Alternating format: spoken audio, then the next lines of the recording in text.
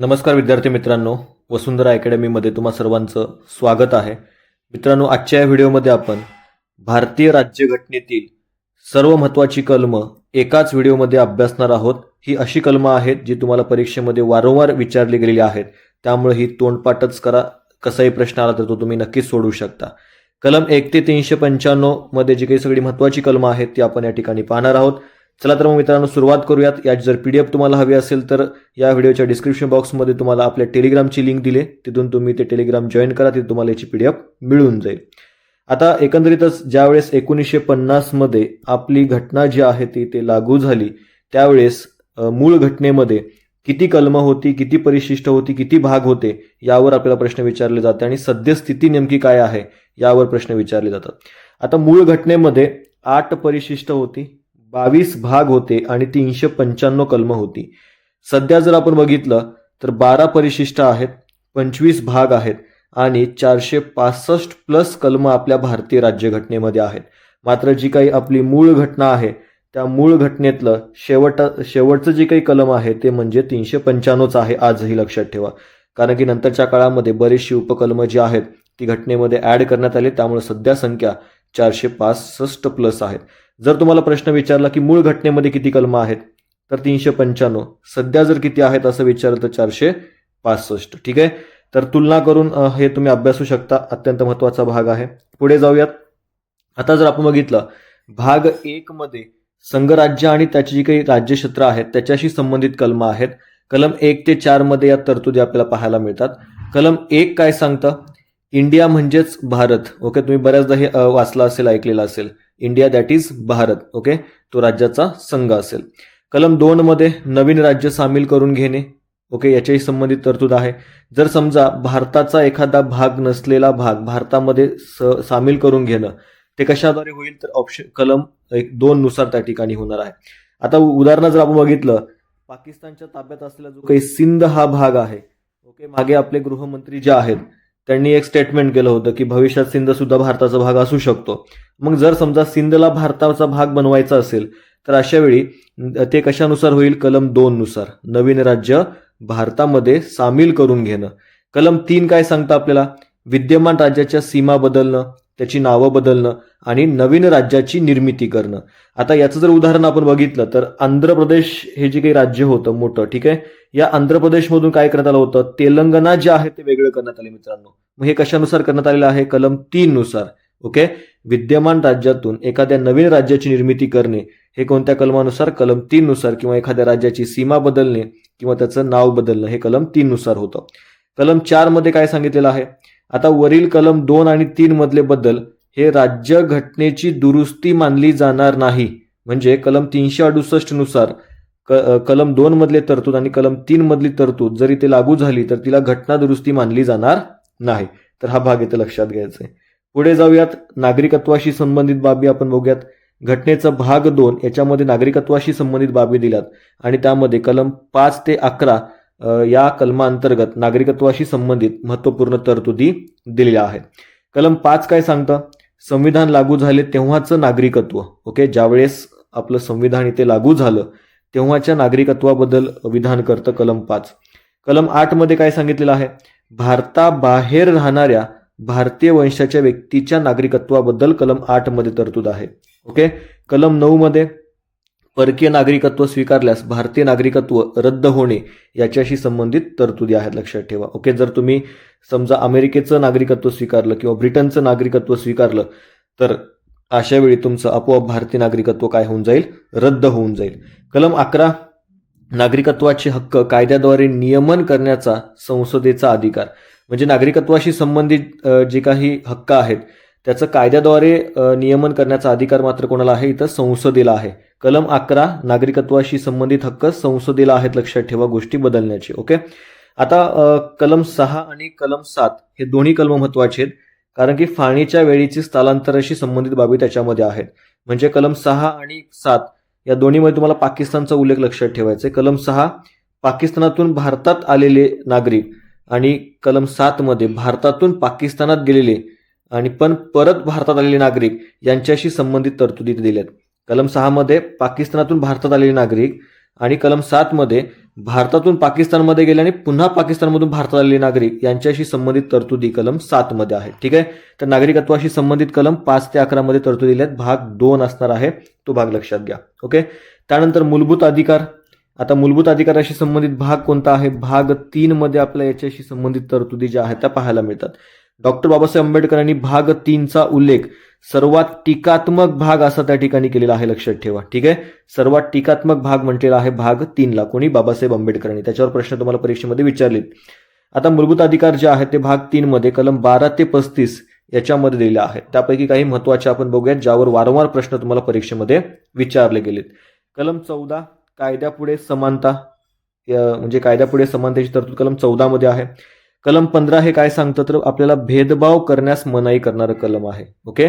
कलम 15 जे आहे ते भेदाभेद करण्यास मनाई करणारं कलम आहे. म्हणजे तुम्ही धर्म, तुमचा वंश, तुमची जात किंवा लिंग यावरून कोणीही कोणामध्ये भेदभाव करू शकणार नाही. म्हणजेच लक्षात ठेवा, कलम 15 हे काय करतं? भेदाभेद करण्यास मनाई करतं. कलम 17 जर आपण बघितलं तर अस्पृश्यता निवारणाशी संबंधित आहे. म्हणजे भारतामध्ये जर आपण बघितलं तर याच्यामध्ये अस्पृश्यता जी आहे ती मोठ्या प्रमाणामध्ये होती आणि ही कुठतरी कमी व्हावी यासाठी कलम 17 मध्ये तरतूद केली आहे अस्पृश्यता निवारणाशी संबंधित. ठीक आहे. तर तो भाग लक्षात ठेवा. कलम 18 पदव्यांची समाप्ती. आता ब्रिटिश काळामध्ये ब्रिटिशांनी काय केलं होतं? आपल्याला राव बहादूर, नामदार, त्याचबरोबर जर आपण बघितलं बादशाह वगैरे अशा म्हणजे बऱ्याचशा पदव्या त्या काळामध्ये लोक काय करायचे? लावायचे. सर असेल ह्यासारख्या पदव्या त्या ठिकाणी लावल्या जात होत्या. मात्र यामुळे काय होत होतं? तर एक प्रकारे ते अधिकारी म्हणजे ते व्यक्ती जे आहेत काहीतरी विशेष आहेत, ते काहीतरी वेगळे आहेत असं त्या ठिकाणी कुठेतरी दिसलं जात होतं. त्यामुळं इथे आपण काय केलं आहे? पदव्यांची समाप्ती केलेली आहे. सर्व नागरिक जे आहेत ते समान असं त्या ठिकाणी लक्षात ठेवा. आता डॉक्टर असेल किंवा ॲडव्होकेट असेल हे आपण ह्या शैक्षणिक बाबी आहेत ह्या आपल्या नावापुढे लावू शकतो. त्या पदव्यांमध्ये तो भाग येणार नाही. कलम 19 मध्ये भाषण आणि अभिव्यक्ती स्वातंत्र्य. ओके. 6 प्रकारच्या बाबी इथे दिल्यात. भाषण आणि अभिव्यक्ती स्वातंत्र्याशी संबंधित कलम 19 मध्ये लक्षात ठेवा. कलम 21 जीवित आणि व्यक्तिगत स्वातंत्र्य जे आहे, वैयक्तिक स्वातंत्र्य जे आहे त्याच्याशी संबंधित तरतूद कलम 21 मध्ये दिला आहे. यावर वारंवार तुम्हाला प्रश्न परीक्षेमध्ये विचारले, तो भाग लक्षात ठेवा. कलम 21 परत एक IMP करून ठेवा, प्रश्न इथे विचारला जाऊ शकतो. कलम 21 6 ते 14 वयोगटातील बालकांसाठी शिक्षण. आता याला काय करण्यात आलं मित्रांनो? तर मूलभूत अधिकार देण्यात आलेला आहे, मूलभूत हक्क बनवला गेला आहे. कशाला? शिक्षणाला. म्हणजे शिक्षणाचा हक्क हा आता मूलभूत हक्क बनलेला आहे, तो भाग लक्षात ठेवा. कोणती घटना दुरुस्ती त्यासाठी करण्यात आली होती हे तुम्हाला कमेंट बॉक्समध्ये सांगायचं आहे. कलम 24 बालकामगारांना कामावर ठेवण्यास मनाई करणारं हे कलम आहे. कलम 32 हे घटनात्मक उपाययोजनाचा अधिकार याच्यामध्ये आहे. ओके. याला बाबासाहेबांनी काय म्हटलेलं आहे? संविधानाचा आत्मा. कशाला? कलम 32ला. यावर तुम्हाला प्रश्न परीक्षेमध्ये विचारला गेला मित्रांनो. लक्षात ठेवा की कलम 32ला कोणी घटनेचा आत्मा असं म्हटलं तर डॉक्टर बाबासाहेब आंबेडकर तुम्हाला इथं लक्षात ठेवायचे. ठीक आहे. कलम 14 कायद्यापुढे समानता. कलम 15 भेदभावास मनाई करणारं कलम आहे. कलम 17 अस्पृश्यता निवारण. कलम 18 पदव्यांची समाप्ती. कलम 19 भाषण आणि अभिव्यक्ती स्वातंत्र्य. कलम 21 जीवित आणि वैयक्तिक स्वातंत्र्य. कलम 21 मध्ये लक्षात ठेवा 6 ते 14 वयोगटातील बालकांसाठी शिक्षणाची तरतूद या ठिकाणी करण्यात आली आणि कलम 24 मध्ये बालकामगारास कामावर ठेवण्यास मनाई करणार हे कलम आहे. पुढे जाऊयात. राज्य धोरणाची काही मार्गदर्शक तत्व आहेत, त्यालाच आपण DPSP असं त्या ठिकाणी म्हणतो. त्याविषयी जाणून घेऊयात काही महत्त्वाचे पॉईंट. याच्यामध्ये बघा, आता राज्य धोरणाची मार्गदर्शक तत्व जी आहेत ती कोणत्या कलमांतर्गत दिलीत तर तो सुद्धा भाग इथं आपल्याला महत्त्वाचा सांगता येतो. ती कलम तुम्हाला लक्षात ठेवायची. आता इथं आपण काय बघितलं होतं? कलम 12 ते 35 मध्ये मूलभूत अधिकार आहेत. मग कलम 36 ते कलम 51 मध्ये आपल्याला काय दिलीत? राज्य धोरणाची मार्गदर्शक तत्व दिलीत. मग त्यातले काही प्रमुख आपण पाहूया. जसं की कलम 40 वारंवार प्रश्न तुम्हाला परीक्षेत विचारलेले आहेत. ग्रामपंचायतीचे संघटन. ओके. किंवा ग्रामपंचायतीची स्थापना. कलम 40 संबंधित लक्षात ठेवा. कलम 44 हे समान नागरी कायद्याशी संबंधित कलम आहे आणि सध्या खूप चर्चा जी आहे ती या कलमाची होते, त्यासाठी हा भाग काळजीपूर्वक लक्षात ठेवायचा आहे. त्यानंतर कलम 48 जे आहे ते पर्यावरण आणि वन संरक्षणाशी संबंधित आहे, तो भाग लक्षात ठेवा. आणि फक्त जर तुम्हाला विचारलं कलम 48 तर हे कलम 48 गो हत्या बंदीशी संबंधित आहे, तो भाग लक्षात ठेवा. ठीक आहे. गो हत्या बंदीशी संबंधित हे कलम तुम्हाला लक्षात ठेवायचं आहे. फक्त कलम 48 विचारलं तर गो हत्या बंदी आणि कलम 48 विचारलं तर पर्यावरण आणि वन संरक्षणाशी संबंधित हे कलम आहे, तो भाग लक्षात ठेवा. कलम 50 न्यायमंडळ आणि कार्यकारी मंडळ वेगळे ठेवणे आणि कलम 51 आंतरराष्ट्रीय शांतता तहाशी संबंधित कलम 51 आहे, तो भाग लक्षात ठेवा. आता पुढे जर आपण गेलो तर मूलभूत कर्तव्य आपल्या घटनेमध्ये आपण स्वीकारलेली आहेत. आता मूळ जी काही घटना होती त्या मूळ घटनेमध्ये मूलभूत कर्तव्यांचा समावेश घटनाकर्त्यांनी केला नव्हता. आता त्यावेळेस सुद्धा त्याच्यावर चर्चा झाल्या की मूलभूत कर्तव्य समाविष्ट करावीत की नाही. त्यावेळेस मात्र त्याला विरोध करण्यात आला होता. मात्र पुढे जाऊन काय झालं, मूलभूत कर्तव्यांची गरज आपल्याला भासली आणि मग त्यानुसार आपण एक समिती नेमली होती, सुवर्णसिंग समिती, लक्षात ठेवा. ठीक आहे, सुवर्णसिंग समिती आपण नेमली आणि त्या समितीच्या शिफारशीनुसार आपण राज्यघटनेमध्ये काय केलं होतं, मूलभूत कर्तव्याचा समावेश केला होता. मग त्यासाठी एक घटना दुरुस्ती सुद्धा केली. 42वी घटना दुरुस्ती 1976 मध्ये आपण केली आणि या 42व्या घटना दुरुस्तीनुसार भाग 4A, ओके, घटनेला आपण भाग 4A जोडला आणि त्यामध्ये एकच कलम समाविष्ट केलं, ते म्हणजे कलम 51A. आणि या कलम 51A अंतर्गत भारतीय नागरिकांची 11 मूलभूत कर्तव्य आपण काय केली होती, घटनेमध्ये समाविष्ट केली आहेत. आता मुळात लक्षात घ्या, ज्यावेळेस 42वी घटना दुरुस्ती झाली होती त्यावेळेस फक्त आपण 10 मूलभूत कर्तव्य घटनेमध्ये समाविष्ट केली होती. कालांतराने एक 86वी घटना दुरुस्ती आपण केली होती, लक्षात ठेवा, 2002 मध्ये. ओके, या 86वी घटना दुरुस्ती 2002 नुसार 11वं मूलभूत कर्तव्य जे आहे ते आपण घटनेमध्ये समाविष्ट केलं होतं, तो मुद्दा लक्षात ठेवा. 42व्या घटना दुरुस्तीने 10 मूलभूत कर्तव्य समाविष्ट केलेत आणि 86व्या घटना दुरुस्तीने त्याच्यामध्ये 11वं मूलभूत कर्तव्य समाविष्ट केलं. त्यामुळं आत्ता घटनेमध्ये 11 मूलभूत कर्तव्य आपल्याला पाहायला मिळतात. ठीक आहे, हे 11वं मूलभूत कर्तव्य कोणतं होतं हे तुम्हाला कमेंट बॉक्समध्ये सांगायचं. ठीक आहे, आणि हे जर व्हिडिओ आवडत असेल तर नक्कीच लाईक करा, शेअर करू शकता आणि याची PDF हवी असेल तर खाली टेलिग्राम चॅनलची लिंक दिली, ती जॉईन करा टेलिग्राम, तिथे तुम्हाला याची PDF मिळून जाईल. आता काही केंद्र आणि राज्याच्या बाबतीत महत्त्वाची कलमं आपण पाहणार आहोत.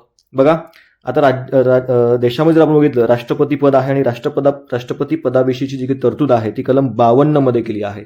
तुलनात्मक आपण पाहूयात. ओके, केंद्रामध्ये राष्ट्रपती आणि राज्यामध्ये राज्यपाल. मग राज्यपालाशी संबंधित कलम काय आहे, 153 मध्ये तरतूद आहे, लक्षात ठेवा.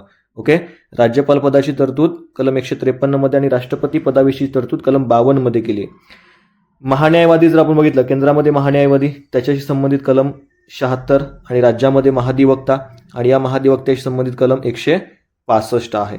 पुढे पंतप्रधान आणि त्याचं जे काही मंत्रिमंडळ आहे त्याच्याशी संबंधित कलम 74 आणि 75 मध्ये तरतूद दिल्यात आणि राज्यामध्ये मुख्यमंत्री आणि जे काही मंत्रिमंडळ आहे त्याच्याशी संबंधित तरतुदी कलम 163 आणि कलम 164 मध्ये दिल्या आहेत, तो भाग लक्षात ठेवा. ठीक आहे, तर हे अत्यंत महत्त्वाचं आहे, IMP करून ठेवा, यावर तुम्हाला प्रश्न परीक्षेमध्ये विचारला जाईल 100%. ठीक आहे, तर राष्ट्रपती कलम 52, राज्यपाल 153, महान्यायवादी कलम 76, महाधिवक्ता कलम 165, पंतप्रधान आणि त्याचं मंत्रिमंडळ याच्याशी संबंधित तरतुदी कलम 74 आणि 75, मुख्यमंत्री आणि त्याचं मंत्रिमंडळ याच्याशी संबंधित तरतुदी कलम 63 आणि कलम 164.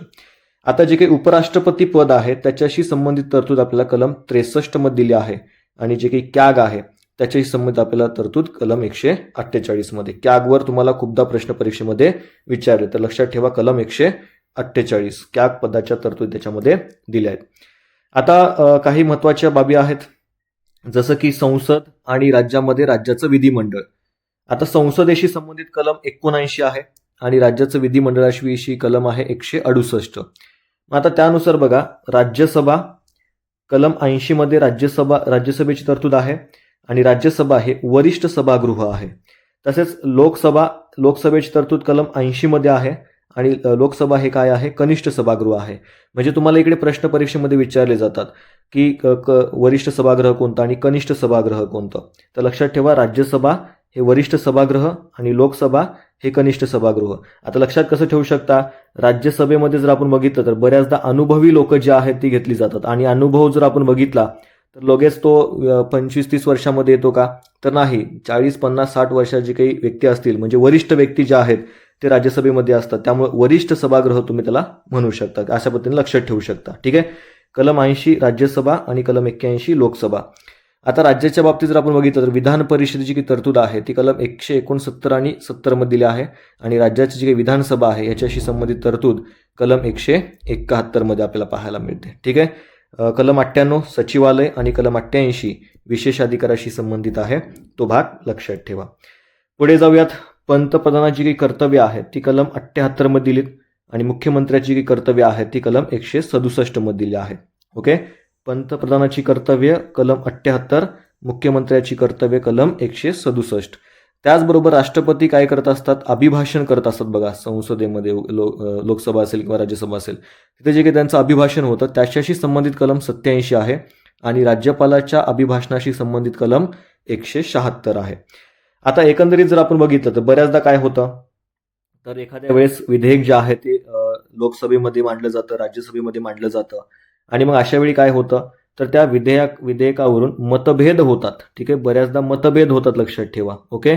आणि मग अशा वेळी काय केलं जातं, जर एखाद्या विधेयक मांडल्यानंतर त्याच्याविषयी जर मतभेद निर्माण झाले तर अशा वेळी राष्ट्रपती काय करू शकतात, तर संयुक्त बैठक बोलावतात. ओके. राष्ट्रपती काय करतात, एखाद्या साध्या विधेयकाबाबत राज्यसभा आणि लोकसभा, ठीक आहे, राज्यसभा आणि लोकसभा यांच्यामध्ये जर मतभेद निर्माण झाले तर अशा वेळी राष्ट्रपतींना अधिकार आहे तो म्हणजे संयुक्त बैठक बोलावण्याचा आणि त्याच्याशी संबंधित कलम आहे कलम 108. मग तुम्हाला कमेंटमध्ये सांगायचं आहे की संयुक्त बैठक याची तरतूद आपण कोणत्या देशाच्या राज्यघटनेतून घेतली, याचं उत्तर तुम्हाला कमेंट बॉक्समध्ये द्यायचं. ठीक आहे. कलम 108 संयुक्त बैठकीशी संबंधित आहे. त्याचबरोबर बघा, राष्ट्रपतीची संमती जर आपण बघितलं तर कलम 111 मध्ये त्याची तरतूद आहे आणि त्यानुसार पुढे कायदा जो आहे तो बनतो. ठीक आहे. या विधेयक जर आपण बघितलं तर या संयुक्त बैठकीमध्ये मंजूर झालं तर ते राष्ट्रपतीकडे येतं, राष्ट्रपती त्याला संमती देतात आणि त्यानुसार इकडे कायद्यामध्ये रूपांतर होतं. तर राष्ट्रपतीची संमती कलम 111 मध्ये. त्यानंतर कलम 123 किंवा कलम 1, 2, 3 लक्षात ठेवा कशाशी संबंधित आहे, राष्ट्रपतींच्या अध्यादेशाशी संबंधित आहे. आता आपण पाहतो की लोकसभेचं जी काही अधिवेशनं आहेत ती वर्षभर सुरू असतात का, तर नाही, वर्षातून 3 वेळा वगैरे ते अधिवेशन होतात. मग मध्ये त्यांचा काय असतो, गॅप असतो. मग अशा वेळी जर एखादं महत्त्वाचं अध्यादेश काढायचा असेल तर मग अशा वेळी हे अधिकार कोणाला आहे, राष्ट्रपती काय करतात, तो अध्यादेश काढतात कलम 123 नुसार.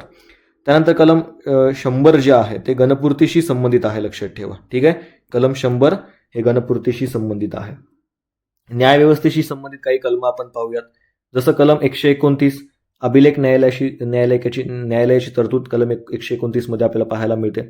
कलम 143 याच्यामध्ये राष्ट्रपतींचा सल्ला घेण्याचा अधिकार जो आहे त्याच्याविषयीची तरतूद दिलेली आहे. ओके. एखाद्याबाबत राष्ट्रपती काय करू शकतात, सर्वोच्च न्यायालयाकडून सल्ला घेऊ शकतात, लक्षात घ्या. आणि त्याच्याशी संबंधित कलम काय आहे, कलम 143 लक्षात ठेवा. 143 राष्ट्रपतीचा सल्ला घेण्याचा अधिकार. कलम 329 निवडणुकीबाबत न्यायालय हस्तक्षेप करणार नाही, असं कलम 329 मध्ये त्या ठिकाणी काही तरतूद दिल्या आहेत. ते डिटेलमध्ये आपल्याला वेगळ्या एका व्हिडिओमध्ये आपण तो भाग अभ्यासूयात. ठीक आहे. कलम 262 आंतरराज्य नदी जल विवाद, यावर प्रश्न तुम्हाला परीक्षेमध्ये विचारला मित्रांनो, लक्षात ठेवा. ठीक आहे. कलम 262 आंतरराज्य नदी जल विवाद याशी संबंधित कलम आहे, महत्वाचा आहे, IMP करून ठेवा, प्रश्न खूपदा आलेले आहेत. त्यानंतर कनिष्ठ न्यायालयाशी संबंधित कलम आहे 233, ज्यामध्ये जिल्हा न्यायाधीशाच्या नेमणुकी संबंधित तरतुदी पाहायला मिळतात. काही आर्थिक संबंधित ज्या काही कलम आहेत ते आपण या ठिकाणी पाहूयात. जसं की कलम 110 तुम्हाला लक्षात घ्यायचंय, हे कलम धनविधेयकाशी संबंधित आहे. ओके. मनी बिल लक्षात ठेवा. कलम 110 धनविधेयकाची तरतूद आहे. कलम 112 बजेट लक्षात ठेवा. ओके. जे काही आपलं केंद्राचं बजेट असतं त्या बजेटची तरतूद कलम 112 मध्ये केली गेली आहे. आणि राज्याच्या बजेटची तरतूद कलम 202 मध्ये. ओके. केंद्राचं बजेट 112, राज्याचं बजेट कलम 202. त्यानंतर कलम 269A GST काउन्सिल जी आहे किंवा GST परिषद जी आहे त्याची तरतूद आपल्याला या कलमांतर्गत केली गेलेली पाहायला मिळते. अत्यंत महत्त्वाचं आहे, लक्षात ठेवा, IMP करून ठेवा. कलम 269A कशाशी संबंधित आहे, GST परिषदेशी संबंधित आहे. त्यानंतर कलम 292 सरकारची जी काही कर्ज वगैरे आहेत त्याच्याशी संबंधित तरतुदी आपल्या याच्यामध्ये पाहायला मिळतात. त्यानंतर कलम 266 यामध्ये संचित निधीची तरतूद आहे. त्यानंतर जे काही आकस्मिक निधी असतो त्याची तरतूद कलम 267 अंतर्गत त्या ठिकाणी करण्यात आलेली आहे. ओके. संचित निधी कलम 266, आकस्मिक निधी कलम 267. आणि वित्त आयोग, आजपर्यंत खूपदा प्रश्न तुम्हाला या घटकावर विचारले, त्यासाठी IMP करून ठेवा, लिहून ठेवा, पाठ करा. वित्त आयोग सगळंच पाठ करायचं, लक्षात घ्या. म्हणजे करंटमधला वित्त आयोग, त्याचे अध्यक्ष, त्याचे सदस्य आणि मग त्यांचे जे काही पूर्ण नाव असतील ते सुद्धा त्या ठिकाणी कव्हर करत चला. ठीक आहे. कलम 280 मध्ये वित्त आयोगाची तरतूद आहे आणि खूपदा प्रश्न परीक्षेत आलेला आहे. तर काही यातले महत्त्वात लक्षात ठेवा. जसं की कलम 110 धनविधेयकाची तरतूद, कलम 112 मध्ये केंद्राचं बजेट आहे, कलम 202 मध्ये राज्याचं बजेट, कलम 269A GST परिषद आणि 266 संचित निधी आणि कलम 280 वित्त आयोग. पुढे जाऊयात. काही आरक्षणाशी संबंधित कलमं आहेत, काही राष्ट्रीय आयोग आणि भाषाशी संबंधित कलमं आहेत. आपण एकदम व्यवस्थित इथं काय केलेलं आहे, ही मांडणी केली जेणेकरून तुम्हाला ह्या सगळ्या बाबी व्यवस्थित लक्षात राहाव्यात. PDF हवी असेल तर टेलिग्राम चॅनल आहे आपलं आणि त्या टेलिग्राम चॅनलची लिंक व्हिडिओच्या डिस्क्रिप्शन बॉक्समध्ये, तिथून जॉईन करा आणि मग तिथे तुम्हाला ही PDF मिळून जाईल. ओके.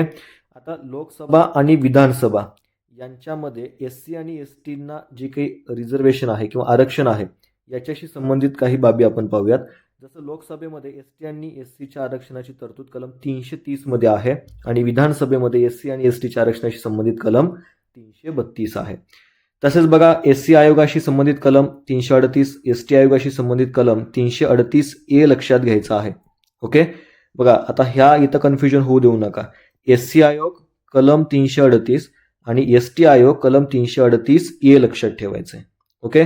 आणि मागासवर्गीय आयोगाशी संबंधित कलम आहे 340. ओके. 340 मध्ये मागासवर्गीय आयोगाशी संबंधित तरतुदी आपल्याला पाहायला मिळतात. त्यानंतर बघा, संघाची राजभाषा कलम 343 मध्ये दिली आहे. न्यायालयीन भाषा कलम 348 मध्ये आहे आणि त्याचबरोबर प्राथमिक शिक्षण जे आहे ते मातृभाषेतून दिलं जावं असं कलम 350A मध्ये आपल्या ठिकाणी सांगतं. आणि कलम 351 जे आहे ते हिंदीचा विकासासाठीच्या तरतुदी ज्या आहेत त्या कलम 351 मध्ये दिल्या आहेत. केंद्र काय करेल, हिंदी भाषेच्या विकासासाठी प्रयत्न करेल, त्यासाठी अधिकारी वगैरे त्या ठिकाणी नेमेल. या बाबी कलम 351 मध्ये आहेत. ओके. तर महत्वाच्या बाबी आहेत. SC आयोग लक्षात ठेवा, प्रश्न विचारलेत कलम 338, ST आयोग कलम 338A, मागासवर्गीय आयोग कलम 340. ओके. त्यानंतर बघा, न्यायालयाची भाषा कलम 348 आणि त्याचबरोबर हिंदीचा विकास कलम 351. त्यानंतर काही स्वायत्त संस्था आहेत, स्थानिक स्वराज्य संस्था आहेत, त्याच्याबद्दल आपण जाणून घेऊयात. निवडणूक आयोगाची तरतूद कलम 324 मध्ये केलेली आहे. ओके. तर तो भाग लक्षात ठेवा, कलम 324 निवडणूक आयोगाची तरतूद. त्यानंतर जर आपण बघितलं, जे काही लोकसेवा आयोग आहे म्हणजे केंद्रामध्ये UPSC असेल किंवा राज्यामधली MPSC असेल आपली, याची तरतूद लक्षात घ्या कलम 315 मध्ये आहे. राज्यासाठी एक लोकसेवा आयोग असेल आणि मग केंद्रामध्ये सुद्धा एक लोकसेवा आयोग असेल. ओके. आणि अखिल भारतीय सेवेशी संदर्भातलं कलम असणार आहे कलम 312. अत्यंत महत्वाचे आहे ते कलम लक्षात ठेवा. त्यानंतर ग्रामसभेशी संबंधितचं कलम आहे कलम 343A. स्थानिक स्वराज्य संस्था लक्षात ठेवा, ग्रामसभेशी संबंधित आहे कलम 343A. ओके. निवडणूक आयोग कलम 324, लोकसेवा आयोग कलम 315 आणि ग्रामसभा कलम 243A. त्यानंतर बघा, एक महत्वाचं कलम आहे ते म्हणजे 239AA. ओके. यावर प्रश्न आलेला आहे. याच्या कलम 239A अंतर्गत काय करण्यात आलेलं आहे, दिल्ली संदर्भामध्ये विशेष तरतुदी आपल्याला या कलमाअंतर्गत दिल्या आहेत, तो भाग लक्षात ठेवा. ठीक आहे. कलम 239AA मध्ये काय तरतूद आहे मित्रांनो, दिल्ली संदर्भामध्ये विशेष तरतूद दिलेली आहे. ओके.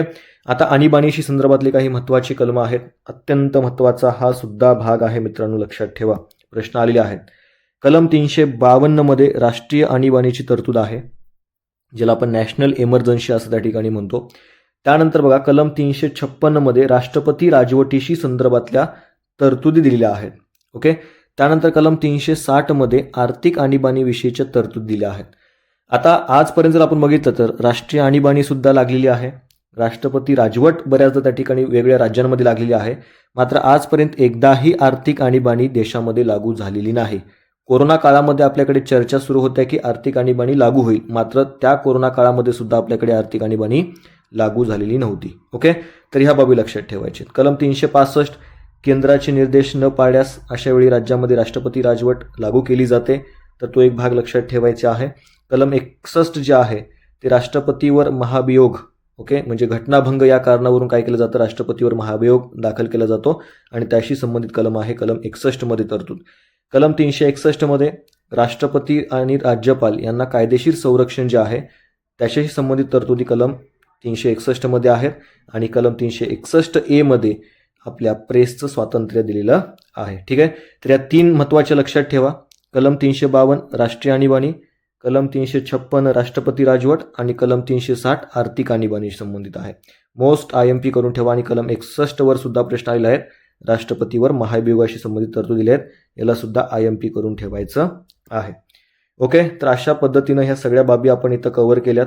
कलम 368 मध्ये जर आपण बघितलं मित्रांनो, कलम 368 राज्यघटनेची दुरुस्ती करण्याची संसदेची सत्ता, म्हणजे घटनेमध्ये जर काही बदल करायचा असेल तो त्याच्यामध्ये कलम 368 अनुसार काय केली जाऊ शकते, दुरुस्ती केली जाऊ शकते, तर तो भाग लक्षात ठेवायचा आहे.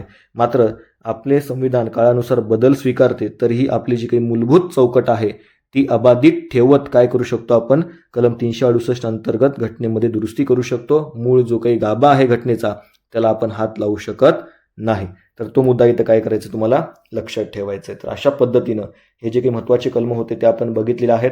काही इतर सुद्धा महत्त्वाचे कलम लक्षात ठेवा, जसं की कलम 169 जे आहे मित्रांनो, कलम 169 जे आहे, या कलम 169 नुसार राज्यामध्ये विधान परिषद जी आहे, ओके, विधान परिषद जी आहे ती निर्माण करणं किंवा नष्ट करणं याच्याशी संबंधित अधिकार जो आहे तो कोणाला आहे, संसदेला त्या ठिकाणी असणार आहे. कलम 169. त्यानंतर कलम 123 आपण बघितलं होतं, अध्यादेशाशी संबंधित आहे. त्यानंतर काही राष्ट्रपतीशी संबंधित कलम जर आपण बघितली, जसं की कलम 54 मध्ये राष्ट्रपतीची निवडणुकीशी संबंधित तरतुदी आहेत. त्यानंतर कलम 56 जर आपण बघितला मित्रांनो, तर याच्यामध्ये राष्ट्रपतीचा कार्यकाळ दिला आहे. कलम 57 मध्ये राष्ट्रपती कितीही वेळा पद धारण करू शकतात. अमेरिकेमध्ये मात्र फक्त 2 वेळाच ते पद धारण करू शकतात. कलम 57 नुसार भारतीय राष्ट्रपती कितीही वेळा राष्ट्रपती पदावर राहू शकतात. त्यानंतर कलम 60 मध्ये राष्ट्रपतीची शपथ दिली आहे. कलम 61 मध्ये महाभियोगाची तरतूद इथं दिलेली आपण अभ्यासलेली आहे. ओके, तर ह्या बाबी सगळ्या लक्षात ठेवा, महत्त्वाच्या आहेत, ज्यावर प्रश्न आपल्याला परीक्षेमध्ये विचारले गेलेले आहेत. ओके, तर हा व्हिडिओ जर तुम्हाला आवडला असेल तर नक्कीच लाईक करा, शेअर करा आणि सबस्क्राईब करा. आणि अशाच नवीन नवीन व्हिडिओसाठी आपलं जे काही वसुंधरा अकॅडमी आहे ती नक्कीच तुम्ही जॉईन करायची आहे, तिला फॉलो करायचं आहे, तिला लाईक करायचं आहे. ठीक आहे, तर थांबूयात मित्रांनो. तर याची PDF तुम्हाला आपल्या टेलिग्राम चॅनलमध्ये मिळून जाईल आणि टेलिग्रामची लिंक आपल्या या व्हिडिओच्या डिस्क्रिप्शन बॉक्समध्ये आहे. वसुंधरा अकॅडमीचे जे व्हिडिओ तुम्हाला आणखी कोणते कोणते नवीन नवीन हवे असतील तर तसं सुद्धा तुम्ही कमेंट बॉक्समध्ये कळवू शकता. Thank you so much.